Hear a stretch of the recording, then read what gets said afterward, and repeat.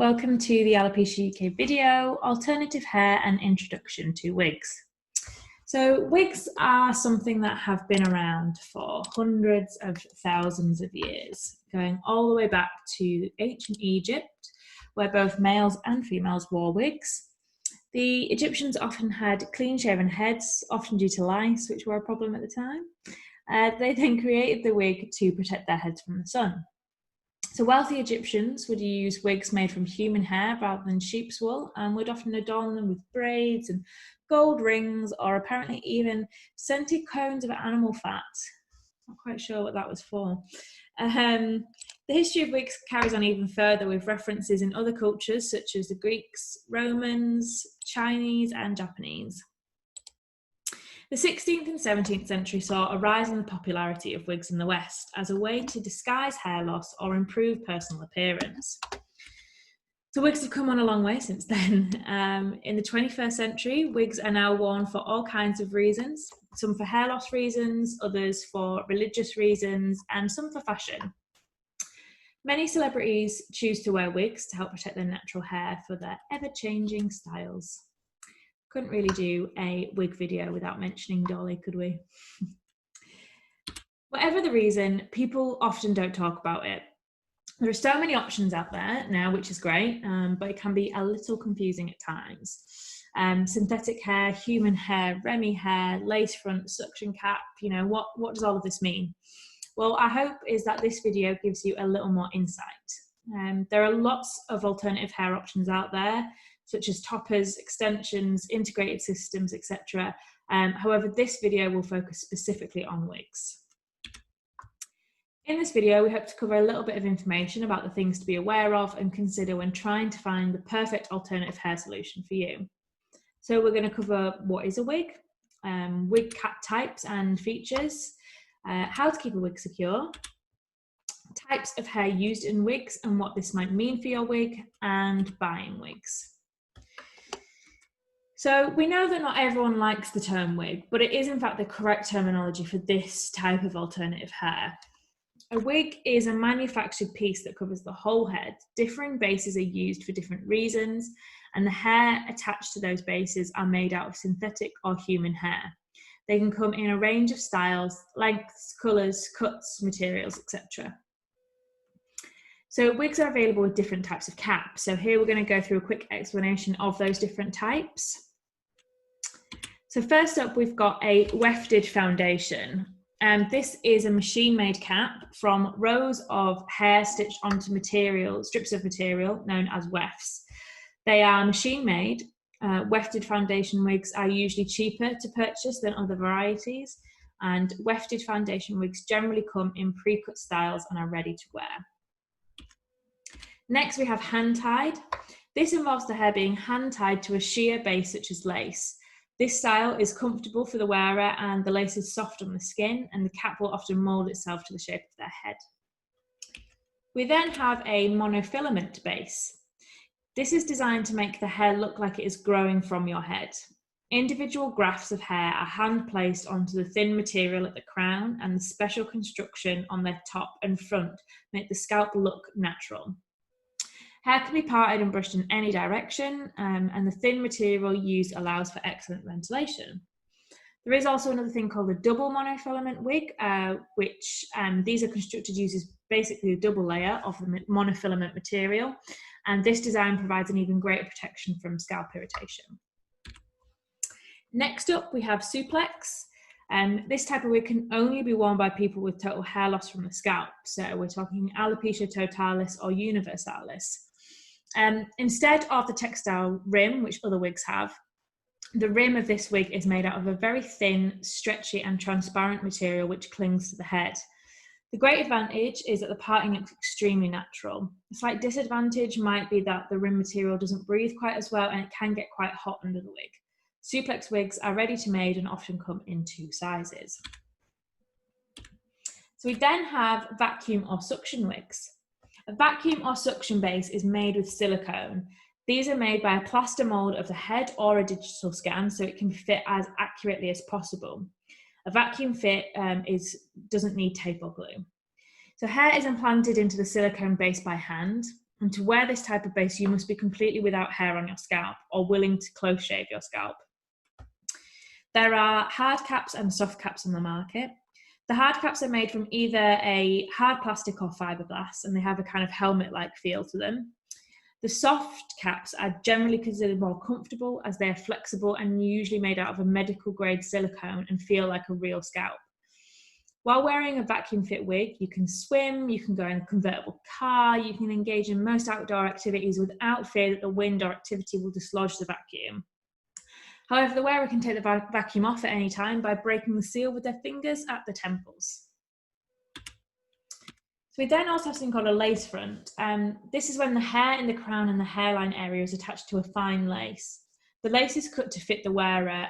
Some prior knowledge or experience is kind of required, so a wig professional will be able to advise the best way to cut that lace. The lace area is often attached using a strong glue, and the delicate nature of the lace means a little more difficult to maintain, as it's not as durable as some other cap options.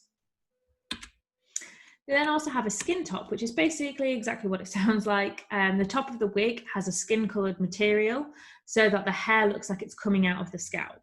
You obviously want to note to ensure that the skin top matches your own skin colour. There's also a phrase called permatease. This is when the hair at the top of the wig is used to create body and extra volume. It is sometimes also used to disguise the wefts on certain cap types. Whether you want a wig with permatease or not usually just comes down to personal preference. So next we're going to move on to how to keep a wig secure. Generally, all wigs will stay on and they shouldn't move around or slip. However, there are other features to look out for or other things that we can do to help make sure the wig stays in place and help you feel a little bit more secure. First things to look out for are the wig base and the features on that base. For example, a well-fitting suplex, again mainly suitable for those with total hair loss, may also just naturally grip to the head, but you may find that you also want some wig tape in places that it might lift. You'll need to check what type of plastic is being used and whether wig tape will actually stick to that, but your wig supplier should be able to let you know a bit more about that. Many wigs now also feature little plastic type strips which grip against the skin better, which you can see a bit more here. Some wigs will also have special hair clips sewn in. If you still have some of your own hair left, these clips can help keep the wig in place. And finally, a feature that many wigs will have is the adjustable straps at the back. These can be elastic, Velcro, or sometimes hooks, and you can adjust these to ensure a snug fit. Please note that adjustable straps will only do so much though. If a wig is far too big for you, you will either not feel it secure or it won't look natural, or both. Which brings us on to fit. A good fit is so important, and that's why it's recommended that you visit a salon for your first one. You may have a particularly petite or large scalp and not realise that a petite size wig or large size wig might be a better option for you. It is worth noting though that unfortunately petite and large size wig options are not as plentiful as the standard options. So if you have a standard size head, consider yourself lucky. A little personal experience that I wanted to share from me is that when I was first looking at wigs, I just bought one straight off the internet. I didn't really have a clue about wigs at all. I just bought the first one that I found that I thought kind of looked okay. And the fit was completely wrong. It meant that when I moved my head, it sort of would slide back over the course of the day. It meant that if I kind of looked up and down, the back would flap up and down and sort of move. And because I didn't really know much about wigs, I thought that was kind of normal. I thought that you just kind of had to put up with it. I also didn't know about all the extras that you could kind of use to maybe make a wig like that fit a little bit better. But if a wig is moving that much, if it's, gaping at places and stuff like that, it just means that the fit itself is wrong. So it is really worth getting one that fits properly to begin with. So many wig salons may be able to adjust the size of a wig so that it fits your head better.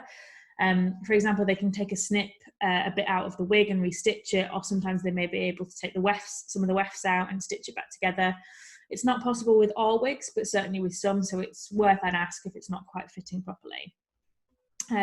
Ask your wig supplier, and if you can't find someone local to you, then ask for recommendations. We have a Alopecia UK products and services chat group on Facebook, and there are many businesses in there who are able to help or sort of point you in the right direction to be able to help with things like that as well. So we have then some additional products that will also make our wigs feel more secure. If you have total hair loss, you can buy wig tape and special adhesive tape and wig glues. Depending on the type of wig base you have and features on there, you may have an obvious place to put wig tape, or you may need to ask your wig supplier to add a couple of patches of polyurethane tape to attach that to. Some of you may even be comfortable to do this yourself. Typically, you might put a bit of wig tape just in the front bit, or maybe around your ears, or maybe even around the back. There are different strengths of stick from tapes, but you need to be careful of what residue might get left on your wig. Most should just peel off, but some of the stronger ones might take something extra to get them off. Our charity manager Jen made the mistake of using an extra strength wig tab on a fabric base wefted wig and was left with loads of sticky stuff on there, so just be careful. There are also special headbands to stop the wig from slipping. These are often made out of a velvet type material, and you wear it under your wig, it just pops around your head, and the friction often stops the wig from moving. Another thing is a wig cap. These are often used by those who still have some of their bio hair. It can help keep that hair in place and prevent the wig from slipping, but it can also just be a nice addition for those with total hair loss to have an extra barrier between the wig and your scalp. Wearing a wig certainly shouldn't stop you from doing sports or going outside in windy weather. A well-fitted wig should feel secure and snug to your scalp. So next we've asked Jen to show us her wig and the features of her wig that help it feel a bit more secure. Hi, so I've been asked to demonstrate that a good fitting wig shouldn't come off. So we're going to test it by, I'm going to shake my head around and let's see if my wig comes off, okay? And it's still on. This isn't a suction wig, it's just a wig that has, I can show you, bits where I can tighten it there, which I actually don't have it on the tightest setting. There's some grippy bits there, so I've not got wig tape on these bits. I did have a tiny little bit that's just holding the lace front down because sometimes that sticks up. But otherwise, it just fits my head quite well. So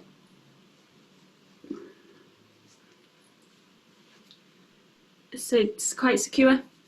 It's quite good in the wind. This one shouldn't. Some of the wigs I had in the past would sometimes feel like they would maybe blow off in the wind. I don't think that this one would do that, because I could always make it tighter as well if I wanted, and it would make it really tight on my head. So yeah, good fitting wig should stay on your head. So while features can help, one of the key things to begin with is just really ensuring that snug fit. So next we're going to move on to the types of hair used. When people hear synthetic wigs, some of them picture bad Halloween or costume style wigs. However, synthetic wigs have improved a lot over the past couple of decades as wig making technology has advanced. Whilst synthetic wigs used to have a reputation for appearing fake, these days many synthetic wigs look really natural and it can be hard to tell that it's not real hair. There are hundreds, if not thousands, of styles to choose from. Synthetic wigs are pre-styled, so their hairstyle stays in shape after you've washed them. It doesn't matter if a synthetic wig is worn in the rain, as it won't lose its style and shape. And synthetic wigs can be obtained quickly as they are readily available online and stocked in wig salons. If worn every day, most people find that their synthetic wigs will need replacing every 3 to 6 months. It depends on the activities undertaken by the individual. Shorter styles can be longer lasting than the longer styles due to them experiencing less friction contact. And many people who wear wigs daily often have a couple, one to wash and one to wear. So we're going to go through a few of the pros and cons. So synthetic pros are that they're pre-styled, as I said, so no need for self-styling. They stay in shape after washing. They have the appearance of natural hair, and they are less expensive than human hair. They are colour fast, so they won't fade in the sun. They dry quickly, They are easy to maintain and can often be worn straight from the box. Some of the cons are that they get damaged when exposed to heat, unless it's a heat-resistant synthetic wig, which we'll circle back around to in a little bit. And they are prone to friction frizz, particularly any styles shoulder length and longer. You can't change the style or the colour, and some synthetic wigs can have a slightly false shine to them. They also don't last as long as a human hair wig. So human hair wigs are available in a huge number of styles, and they can look incredibly natural. Some are custom made for the perfect fit. However, these obviously do come at a higher cost, and cheaper human hair wigs are bought off the shelf. So there's not just a difference between synthetic and human hair, but there's also a difference between human hair itself. We're not going to go into loads of detail here, as otherwise this video could go on forever. But you should know that there are various things that can impact on the quality of human hair, such as the processing and source, and it might be worth inquiring what type of hair has been used in your wig, what processing it has gone through, and what that might mean for the wig with your wig supplier. For example, you might hear the terms REMI or non-REMI. This refers to the processing and whether their hair shaft still has its cuticle intact. With REMI hair having its cuticle intact and non-REMI hair having it removed. So non-REMI hair may frizz or tangle more than REMI hair because of this. The origin of the hair may also have an impact on the wig. For example, Chinese or Indian hair is stronger than European, and while European hair can have a finer density, it can also damage more easily. So just remember that all of these factors can have an effect on the overall price of the human hair wig. So again, we'll go through a few pros and cons. So human hair pros, it can look and feel very natural. You can style them how you like, as they are heat resistant. You can add darker colour tones quite easily. They have a soft texture. They are usable for up to 1 year on average, but some can last longer than that. And they can be custom made. Some of the cons there is that they are more expensive than synthetic hair. They are porous, so they dry a lot more slowly. They are more high maintenance, usually requiring restyling after each wash. They are heavier than synthetic fibre. They can lose their colour, and darker colours can turn slightly reddish over time. We've got a couple of other types of hair that we just wanted to mention, one of which is heat-resistant synthetic wigs. These are wigs which are still made from a special type of synthetic fibre. They can endure the use of heated styling tools such as curlers and straighteners. This allows you to change the style of your wig, unlike regular synthetic wigs. Heat-resistant synthetic wigs are more expensive than the regular synthetic kinds, but do tend to be cheaper than most human hair wigs, sort of that middle ground. You might choose a heat-resistant option if you want the flexibility to be able to style your hair differently, but you don't want to pay for the more expensive price of a human hair wig. There's also blended wigs. So this is a mixture of human hair and heat-resistant synthetic hair that was just mentioned. These wigs can withstand heated styling tools, but are a much cheaper alternative to a fully human hair wig option. Some feel these have a more realistic texture compared to fully synthetic wigs, and with the correct care tend to have a longer hair life.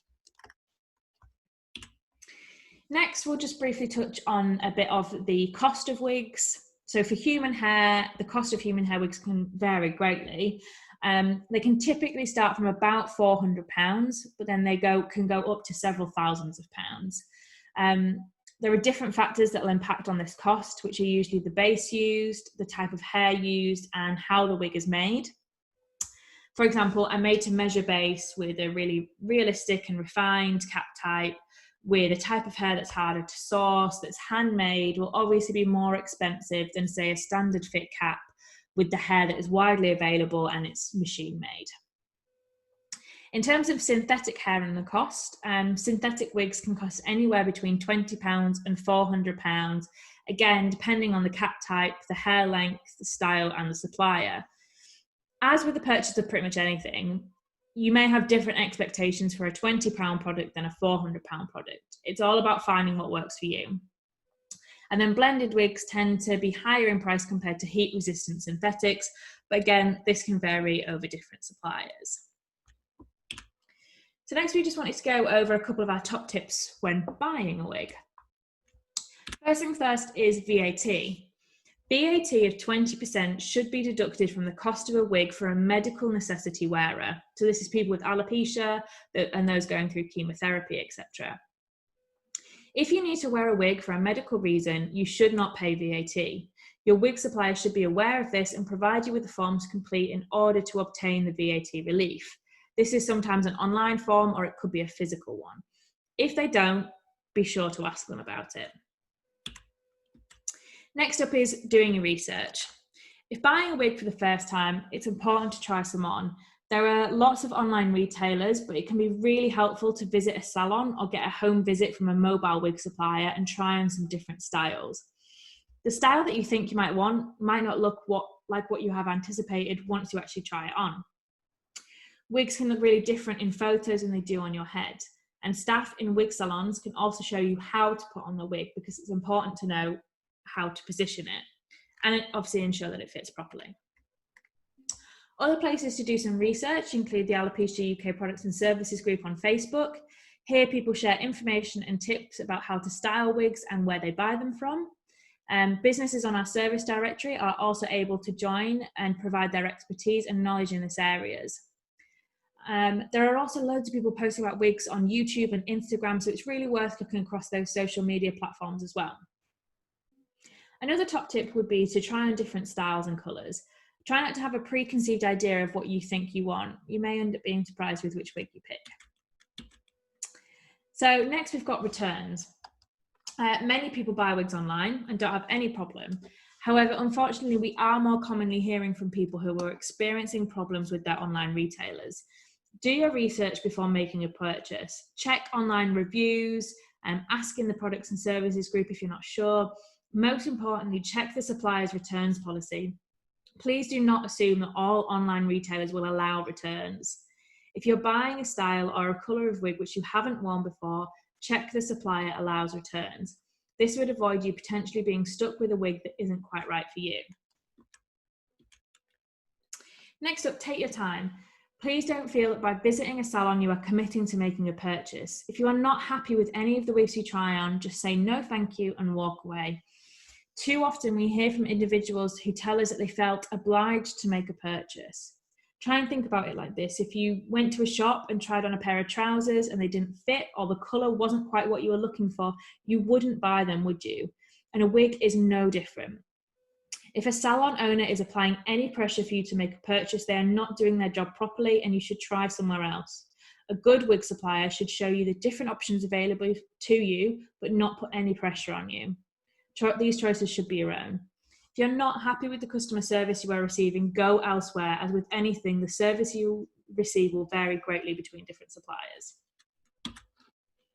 Next up, we wanted to signpost to a couple of areas of things that you might find helpful. So one of which I've mentioned earlier is the service directory.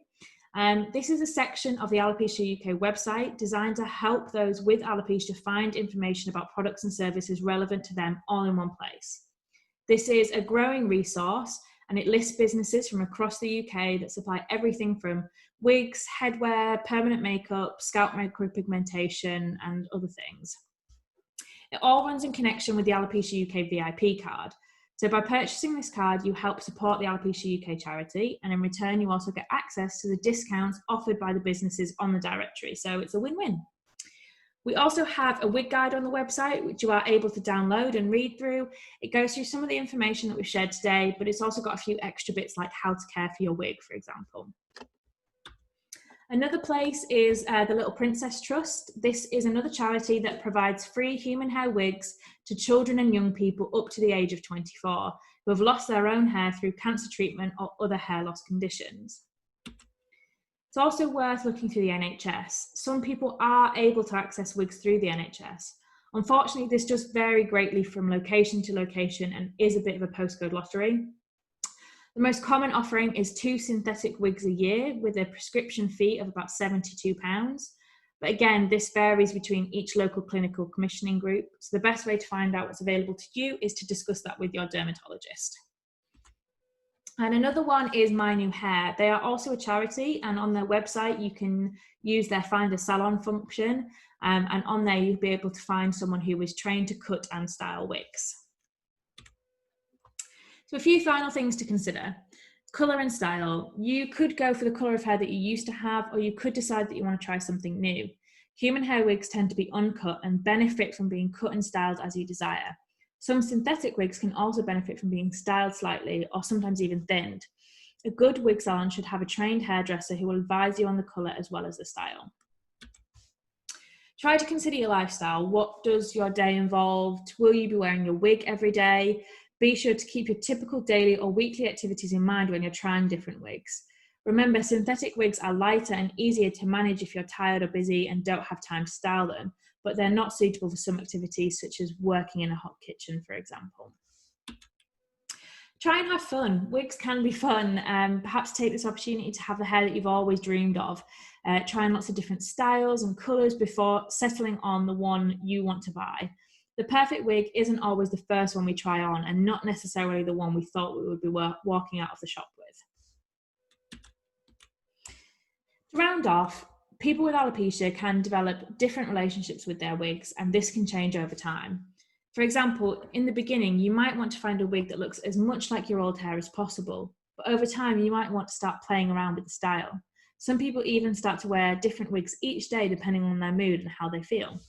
It's a personal choice, and as with everything, doing what makes you feel comfortable and whatever helps you feel most like yourself is best. One of the hardest parts of alopecia is losing that sense of self, and wigs can go some way in helping us gain some of this back and give us some confidence. So go for it and experiment, because the perfect wig is out there for you. We hope this video has been helpful. There may be things that we've definitely not covered here. There is so much development going on all the time, and it's difficult to know about all types of wigs. However, we hope that this has given you a little bit of an insight into some of the things to look out for. There are lots of options out there, and when you find the solution that is right for you, it can make a real difference. We'd like to say a quick thank you to Simply Wigs, Mimo Wigs, Fantastic Hair and Trendco for the imagery and some of the information used in the collation of this video.